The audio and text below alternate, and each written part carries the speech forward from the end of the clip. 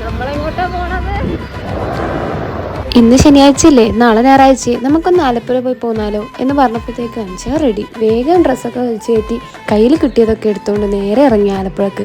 പിന്നെ അവിടെ നിന്ന് പാലക്കാട് നിർത്തി ഞങ്ങൾ രണ്ടാളൊരു ചായയൊക്കെ കുടിച്ച് നൈസായിട്ട് അവിടെ നിന്ന് ഇറങ്ങിയപ്പോൾ തൊട്ട് എന്താണെന്നറിയില്ല, ആകാശം ഭയങ്കര സന്തോഷത്തിലായിരുന്നെന്ന് തോന്നുന്നു.